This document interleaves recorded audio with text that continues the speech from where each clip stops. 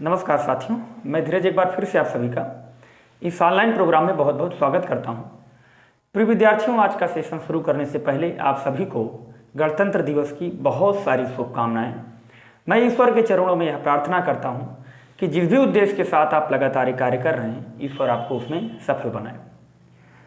आज का सेशन विज्ञान की उस शाखा पर आधारित है, विज्ञान के उस महत्वपूर्ण विषय पर आधारित है जिसे हम सब साइंस ऑफ द साइंस कहते हैं, अर्थात विज्ञान का विज्ञान कहते हैं।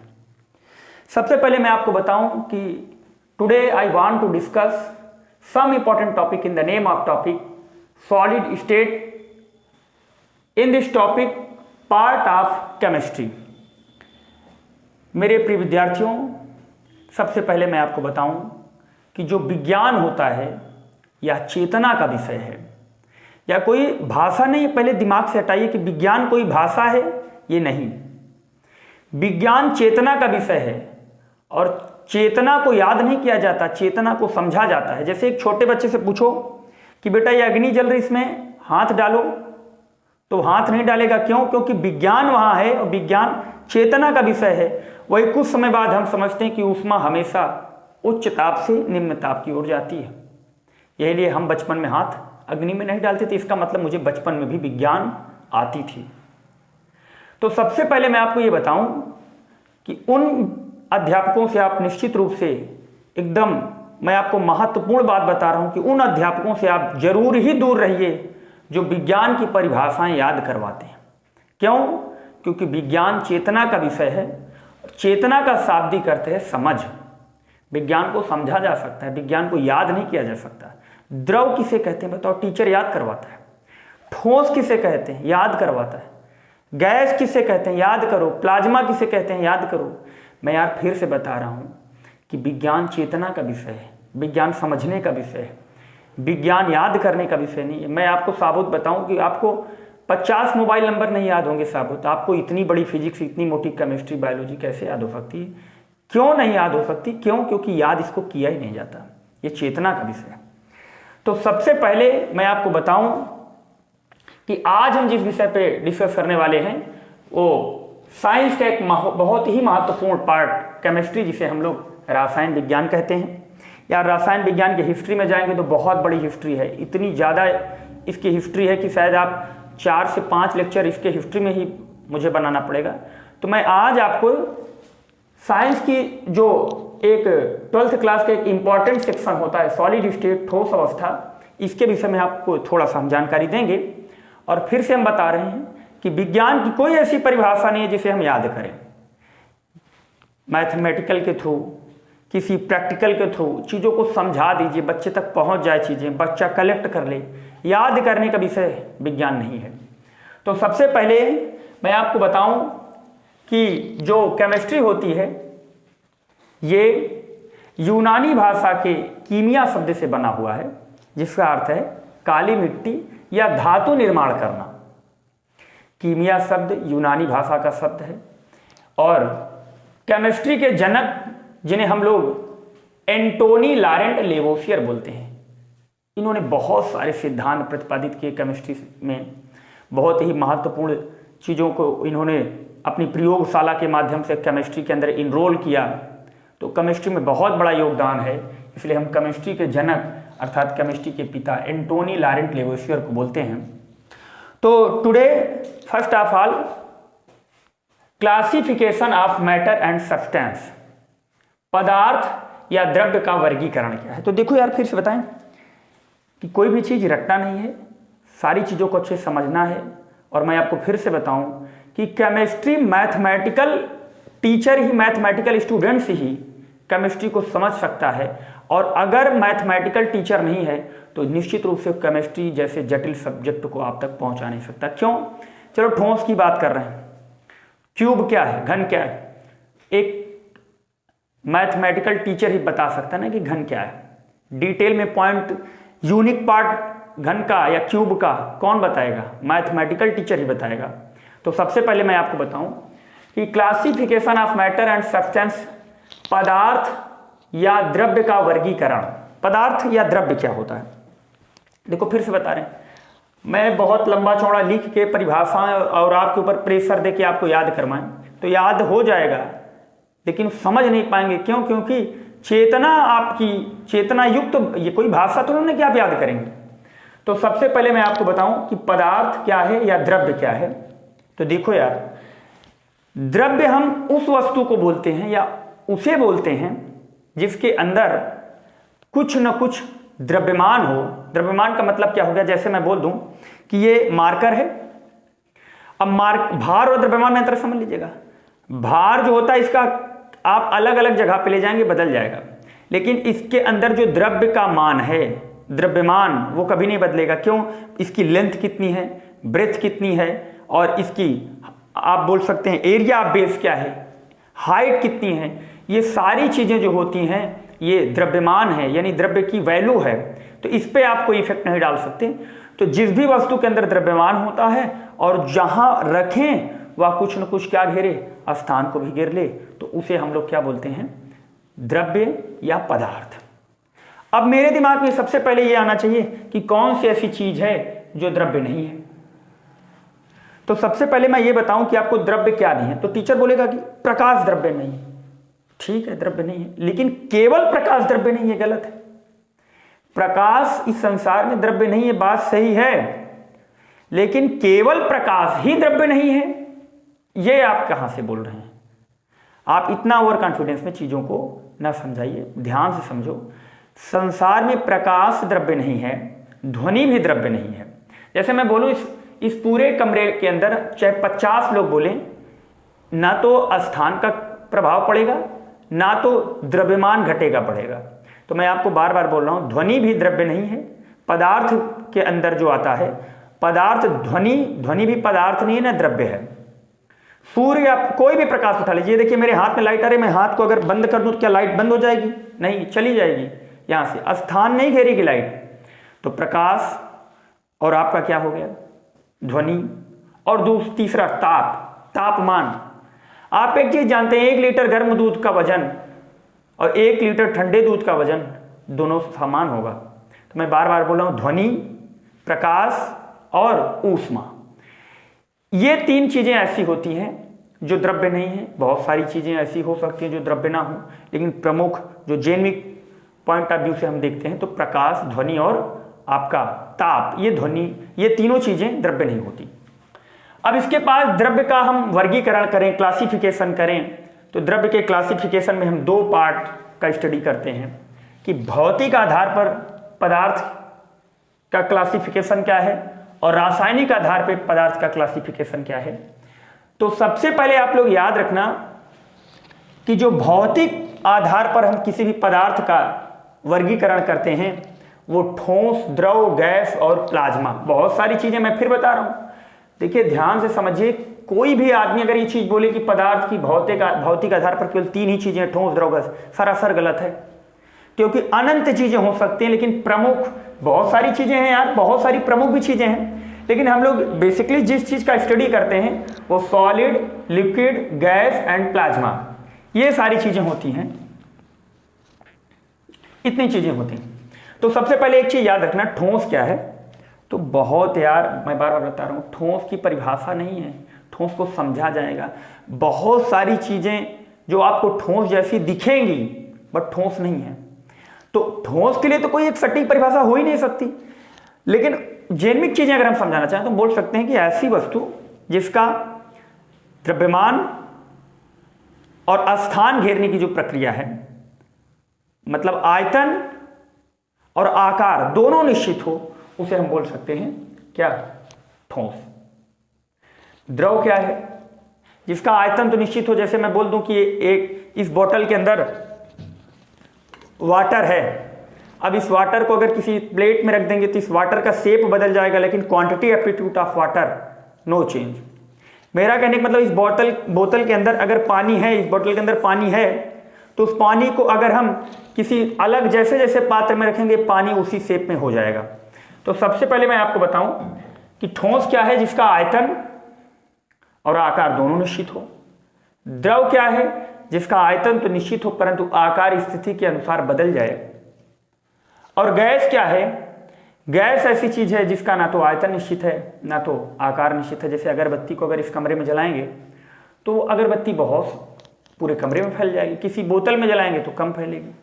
तो आकार निश्चित नहीं हुआ और उसके भार को हम कलेक्ट नहीं कर सकते, तो इसमें आयतन और आकार दोनों निश्चित नहीं होता। अब ये प्लाज्मा क्या है, तो इस प्लाज्मा को हम समझा रहे हैं। देखो ध्यान से, ये माध्यम है, ये पदार्थ के अलग अलग माध्यम हैं। तो प्लाज्मा पे थोड़ी देर बाद डिस्कस कर रहे हैं। सबसे पहले मैं ये चीज समझता हूं कि ठोस को लिक्विड में बदलने की क्रिया को हम लोग बोलते हैं मेल्टिंग, क्वथनांक। यानी किसी सॉलिड को अगर हम गर्म करके द्रव में बदल लेंगे तो उस क्रिया को हम बोलेंगे मेल्टिंग यानी क्वथनांक।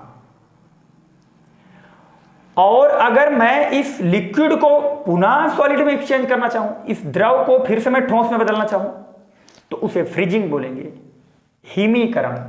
ध्यान से बात को समझना, मैं बार बार आपको समझाने का प्रयास कर रहा हूं कि ठोस को द्रव में बदलना मेल्टिंग है, क्वथनांक है, और द्रव को ठोस में बदलना फ्रीजिंग है यानी हिमीकरण है।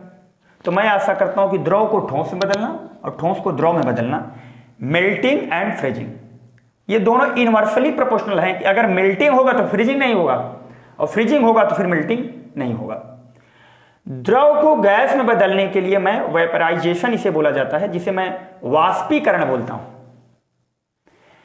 द्रव को गैस में बदलना वाष्पीकरण है और गैस को पुनः द्रव में बदलना संघनन है, कंडेंसेशन, संघनन है। द्रव को गैस में बदलना संघनन है, द्रव को गैस में बदलना वाष्पीकरण है और गैस को पुनः द्रव में बदलना संघनन है। गैस को प्लाज्मा बनाना, ध्यान से सुनना अच्छे से, प्लाज्मा क्या मैं बार बार बता रहा हूं। देखो ध्यान से, किसी ठोस को गर्म करोगे द्रव बन जाएगा। जैसे आप सुनो ध्यान से अगर बात को, तो आप मक्खन की जो टिकिया आती है, जिसे मैं ईंट बोल सकता हूँ, मक्खन की जो टिकिया आती है उसे हम किसी कढ़ाई में रख देते हैं तो मक्खन की टिकिया जैसे फ्रीजर में रख दी तो बहुत ज़्यादा जम जाएगी, हार्ड हो जाएगी, उस पर हम प्रहार करेंगे तभी नहीं टूटेगी। उस टिकिया को अगर हम किसी कढ़ाई में रखकर अग्नि के सामने रख देंगे तो मक्खन सॉलिड से किस में एक्सचेंज हो जाएगा, लिक्विड में। तो सॉलिड से लिक्विड में एक्सचेंज होना मेल्टिंग है यानी क्वथनांक है। अब और टेम्परेचर देंगे, ध्यान से देना, टेम्परेचर हम जब देंगे तो टेम्परेचर देने के बाद ध्यान से सुनना, टेम्परेचर से हम देते हैं किसी चीज पर तो ठोस से वो किस में बदला, द्रव में, जिसे मेल्टिंग बोलेंगे। और द्रव को जब हम और टेम्परेचर देंगे तो ध्यान समझना, कुछ देर तक वो द्रव ही रहेगा, लेकिन जब और टेम्परेचर देंगे तो वो द्रव गैस में बदलना शुरू हो जाएगा, जिसे हम लोग वाष्पीकरण बोलते हैं। क्या बोलते हैं, वाष्पीकरण, वेपोराइजेशन। अब जब जो गैस निकल रही, ध्यान सुनना, जो ऑयल रूप में हो गया है मक्खन, अब उससे जो गैस निकल रही है उसको हम किसी पात्र में या किसी डिब्बे में इकट्ठा कर लें, किसी ऐसे पात्र में, क्लोज पात्र में। तो ध्यान से सुनो, द्रव को तो आपने बदला, गैस में बदल गया, लेकिन गैस को जब आप और टेम्परेचर देंगे, उच्च ताप देंगे या उच्च विभव देंगे तो वो गैस प्लाज्मा का रूप धारण कर लेगी। इसका क्या मतलब हुआ, गैस के अंदर जो अणु होंगे, गैस के जो परमाणु होंगे, वो परमाणु, ध्यान से आप समझना, जो परमाणु होता है उसके अंदर मुख्यतः 3 कण होते हैं, इलेक्ट्रॉन, प्रोटॉन, न्यूट्रॉन। प्रोटॉन और न्यूट्रॉन किसी भी एटम के सेंटर में होते हैं और जो आपका इलेक्ट्रॉन होता है वो कक्षाओं में चक्कर लगाता रहता है। कई टीचर बोलते हैं इन्हें मुक्त इलेक्ट्रॉन। ध्यान से सुनना, एक कुत्ता पालतू होता है, दूसरा फालतू होता है। पालतू कुत्ता का जो दायरा होगा वो निश्चित दायरा होगा, उसी डायरेक्शन में घूमेगा, वो भी घूम रहा है लेकिन वो मुक्त नहीं है।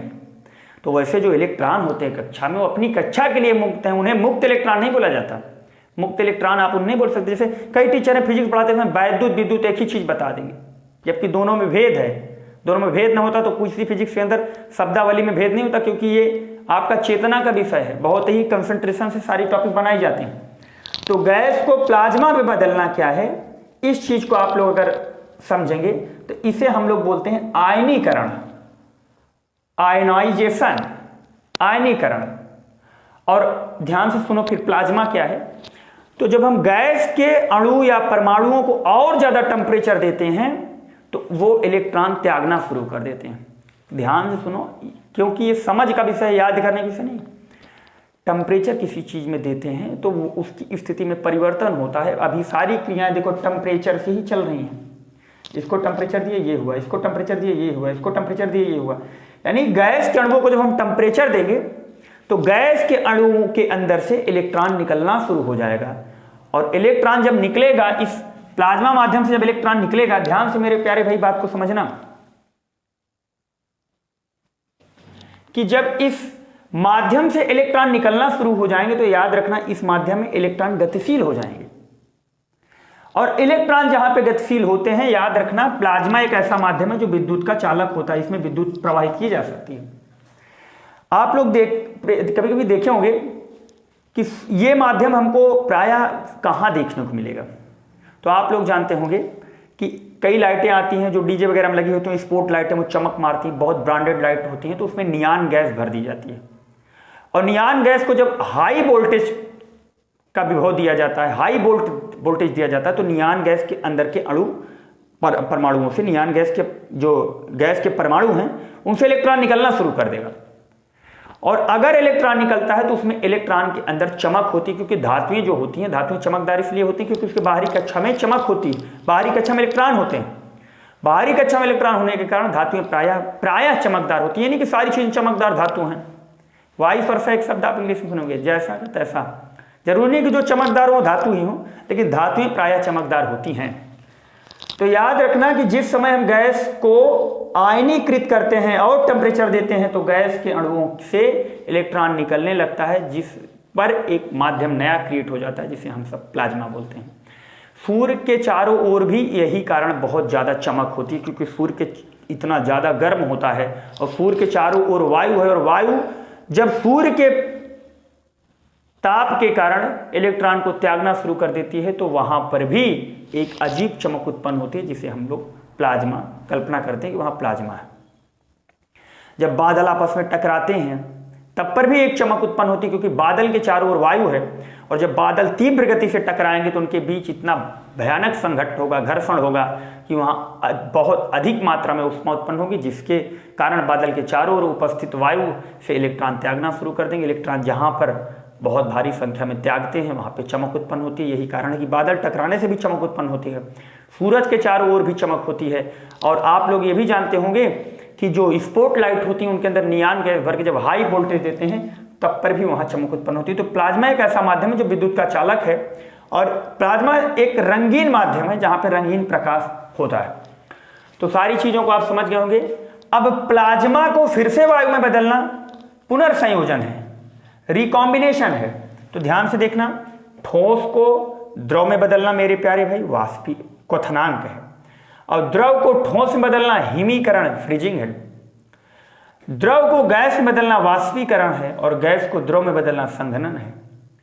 गैस को प्लाज्मा में बदलना आयनीकरण है, और प्लाज्मा को गैस में बदलना पुनर्संयोजन है। तो मैं समझ सकता हूं कि भौतिक स्ट्रक्चर आप समझ गए होंगे किसी भी पदार्थ का। अब ये दिमाग में ठोस अवस्था मैंने शुरू किया है। अभी मैं एक छोटा सा पॉइंट पढ़ा रहा हूं, क्लासिफिकेशन ऑफ मैटर सब्सटेंस, वर्गीकरण आपका पढ़ा रहे हैं पदार्थ और द्रव्य का। अब इसके बाद हम चलते हैं कि पदार्थ या द्रव्य का वर्गीकरण रासायनिक आधार पर कैसे किया जाता है। तो रासायनिक आधार पर पदार्थ का वर्गीकरण दो तरह से किया जाता है, शुद्ध पदार्थ और अशुद्ध पदार्थ। शुद्ध पदार्थों में हम तत्व और यौगिक का अध्ययन करते हैं। तत्व क्या है? ऐसी चीज जिसमें मिलावट 0% हो। जैसे मैं बोल दूं सोना, सोना को आप चाहे जितना पार्ट काटोगे सोना ही पाओगे, क्योंकि वो शुद्ध पदार्थ है, उसमें कोई मिलावट नहीं है।